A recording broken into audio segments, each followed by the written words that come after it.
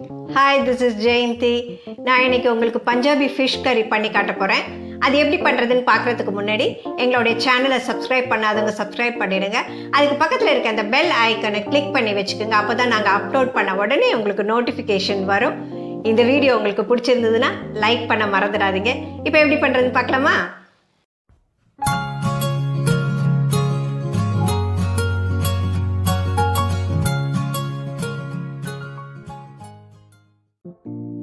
கெண்டை மீன் 3/4 கிலோ, மஞ்சத்தூள் 1/2 டீஸ்பூன், மிளகாத்தூள் 1/2 டீஸ்பூன், மல்லித்தூள் 2/2 டீஸ்பூன், ஜீரகத்தூள் 1/2 டீஸ்பூன், இஞ்சி பேஸ்ட் 2 டீஸ்பூன், பூண்டு பேஸ்ட் 2 டீஸ்பூன், பச்சை மிளகாய் 5,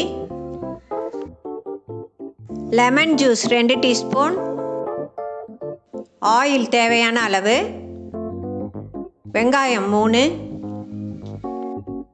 தக்காளி 3, garam masala 1/2 teaspoon, chaat masala 1 teaspoon, kasuri methi 1 tablespoon, Kashmiri மிளகாத்தூள் 1 டீஸ்பூன், உப்பு தேவையான அளவு. பஞ்சாபி ஃபிஷ் கறி பண்ணுறதுக்கு நான் ஒரு 750 கிராம்ஸ் ஃபிஷ் எடுத்திருக்கேன். இது ரோ ஃபிஷ்ஷு, கெண்டை மீனுன்னு சொல்லுவாங்களே அதுதான். அதுக்கு நான் ஒரு 1/2 டீஸ்பூன் அளவுக்கு மஞ்சத்தூள் போட்டுக்கிறேன்.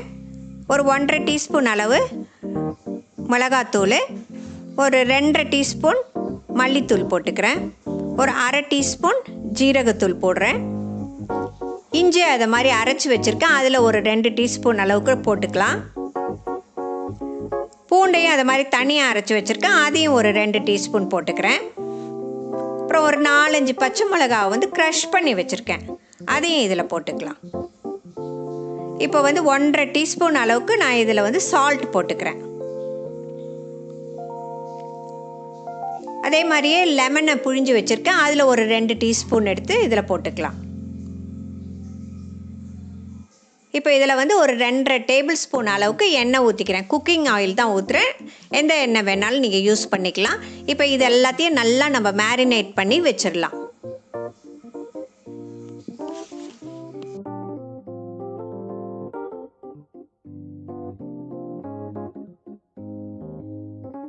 இப்போ நல்லா மேரினேட் பண்ணியாச்சு. ஒரு 30 மினிட்ஸ் நம்ம தனியாக எடுத்து வச்சுக்கலாம்.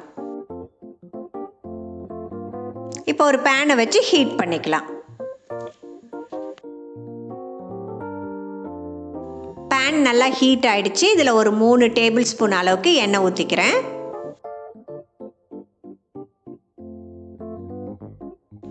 எண்ணெய் நல்லா காஞ்சிடுச்சு. 3 வெங்காயத்தை நான் நீட்டாக ஸ்லைஸ் பண்ணி வச்சுருக்கேன், அதை இதில் போட்டு லோ ஃப்ளேமில் வச்சு ஃப்ரை பண்ணிக்கலாம். இதில் 3 தக்காளியை ஸ்லைஸ் பண்ணி வச்சுருக்கேன், அதை போட்டு ஃப்ரை பண்ணிக்கலாம்.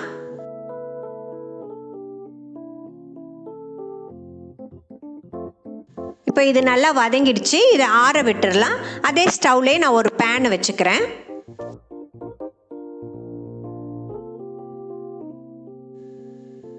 பேன் நல்லா காஞ்சிடுச்சு.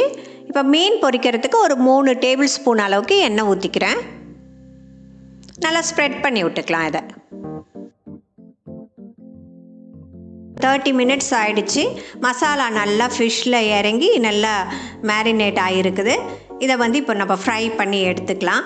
ஃப்ளேமை நம்ம சிம்லேயே வச்சு தான் அதை ஃப்ரை பண்ணணும். அப்புறம் இந்த மசாலா எண்ணெய் உரியும், நீங்கள் தேவைப்பட்டால் கொஞ்சம் எண்ணெயும் ஊற்றி ஃப்ரை பண்ணிக்கோங்க. ஒரு சைடு நல்லா ஃப்ரை ஆகிடுச்சு.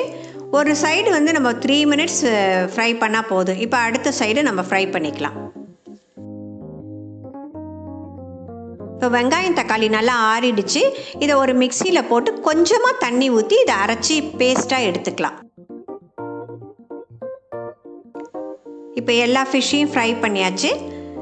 இதை நான் சாஸ் பேனில் ட்ரான்ஸ்ஃபர் பண்ணிக்கிறேன். இந்த சாஸ் பேனில் தான் நம்ம ஃபிஷ் கறி இப்போ வைக்க போகிறோம்.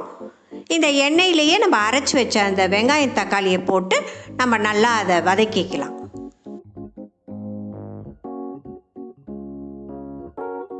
வெங்காயம் தக்காளி நல்லா கிரேவியாக வதங்கி வந்திருக்குது.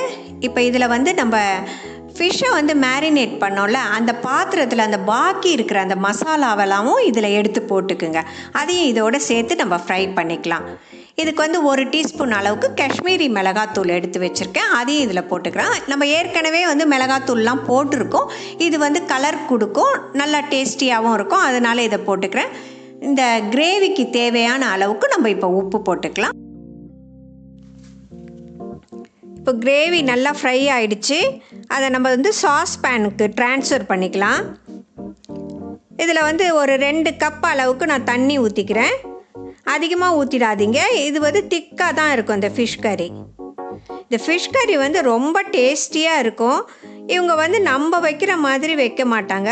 நம்ம புளியெல்லாம் ஊற்றுவோம், அப்புறம் சில ஃபிஷ் கறிக்கு வந்து நம்ம தேங்காய்லாம் அரைச்சி ஊற்றுவோம். அவங்க அதெல்லாம் ஊற்ற மாட்டாங்க. ஆனால் அப்படி இல்லாமலே இது ரொம்ப டேஸ்டியாக இருக்கும். இப்போ வந்து இதை ஒரு 10 நிமிஷம் நம்ம மூடி போட்டு கொதிக்க விட்டுடலாம். இப்போ 10 நிமிஷம் ஆயிடுச்சு. நம்ம இதில் சேர்க்க போகிற இந்த மசாலா தான் இதோடைய ஹைலைட்டே. நான் ஒரு 1/2 டீஸ்பூன் அளவுக்கு கரம் மசாலா சேர்த்துக்கிறேன்.